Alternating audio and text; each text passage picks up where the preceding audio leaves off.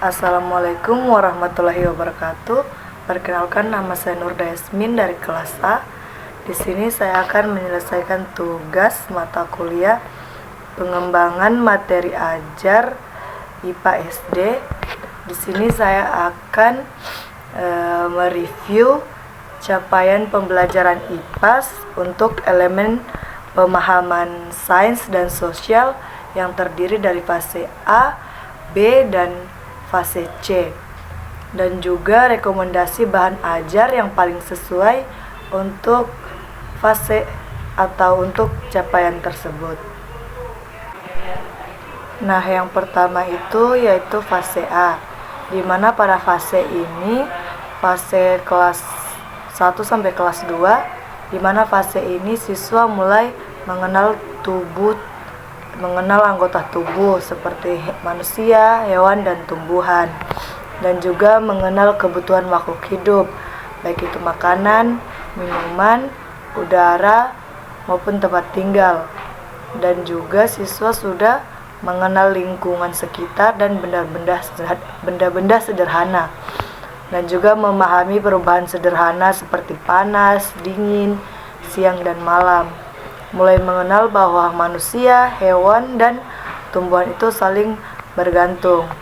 Nah, menurut saya bahan ajar yang sesuai yaitu kita menunjukkan beda konkret seperti tumbuhan di sekitar mereka maupun hewan-hewan, makhluk hidup yang ada di sekitar mereka, dan juga apa-apa bagian dari anggota tubuh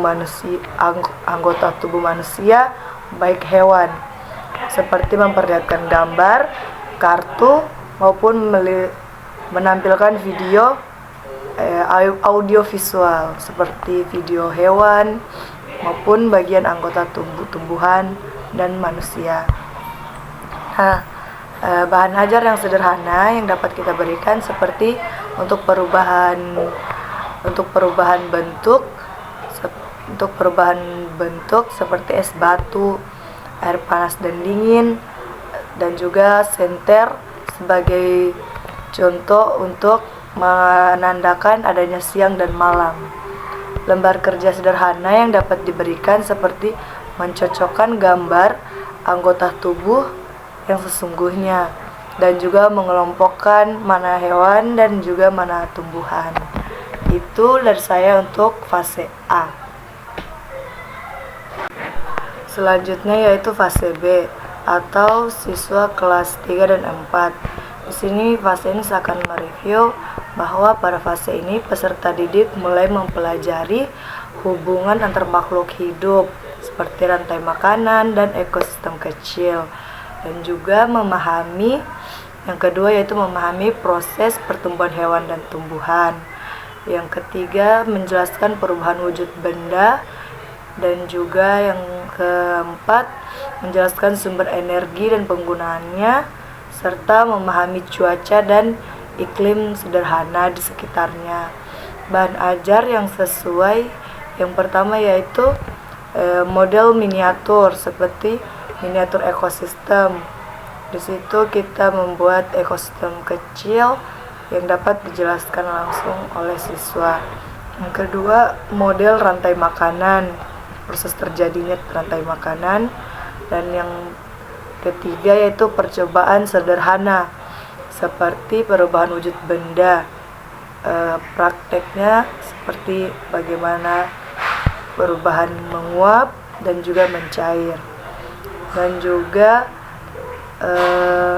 kincir angin mini untuk pembelajaran energi bergerak, serta media visual seperti video ekosistem, video audio visual seperti video ekosistem, poster rantai makanan, dan juga adapun lembar kerja analisisnya seperti mengidentifikasi produsen dan konsumen, meminta siswa untuk mengamati perubahan wujud benda, baik juga mengamati cuaca sederhana yang ada di lingkungan. Itu menurut saya yang ada di fase B. Nah, yang selanjutnya itu fase C, di mana peserta didik mulai mengkaji interaksi dalam ekosistem seperti keseimbangan dan perubahan populasi. Ya, di sini peserta didik akan melakukan atau sudah mampu melakukan memahami konsep energi seperti listrik, panas, dan gerak bunyi. Selanjutnya, peserta didik menghubungkan perubahan lingkungan dengan aktivitas manusia dan juga memprediksi dampak sosial dan lingkungan. Nah, yang terakhir, peserta didik mampu menggunakan peta dan data informasi.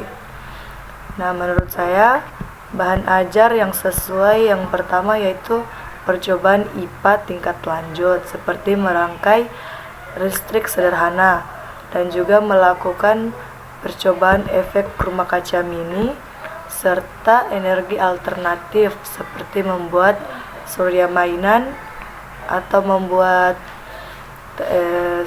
sumber tenaga dari sinar matahari. Yang selanjutnya yaitu peserta didik yang selanjutnya yaitu bahan ajar yang sesuai yaitu data dan grafik. Peserta didik dapat membuat grafik suhu harian seperti peta wilayah banjir maupun peta wilayah di sekitar lingkungan mereka. Yang selanjutnya yaitu bahan ajarnya contohnya seperti studi kasus lingkungan. Peserta didik diharapkan mampu atau melakukan studi kasus di lingkungannya seperti sampah, mengenai sampah, pemanasan global maupun tentang penebangan hutan. Dan juga bahan ajar yang dapat dilakukan atau diberikan yaitu project based learning, di mana peserta didik melakukan proyek menjaga ekosistem sekolah dan juga lingkungan di sekitarnya.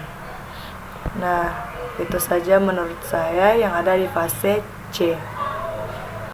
Nah, kesimpulan atau ringkasan dari saya pada fase ini kompetensi dan bahan ajar yang paling cocok yang fase A, kompetensinya seperti mengenal diri makhluk hidup dan perubahan sederhana. Bahan ajar yang cocok yaitu benda konkret seperti kartu gambar dan juga percobaan sederhana. Nah, di fase B itu kompetensinya ekosistem kecil, energi dan cuaca. Bahan ajar yang paling cocok yaitu benda konkret seperti kartu gambar, percobaan mini ekosistem, dan percobaan IPA, dan juga LKPD analisis. Yang fase C yaitu ekosistem kompleks, energi dan dampak lingkungan, peta percobaan listrik atau energi, studi kasus, dan juga proyek lingkungan. Bahan ajar yang cocok menurut saya itu melakukan percobaan atau studi kasus mengenai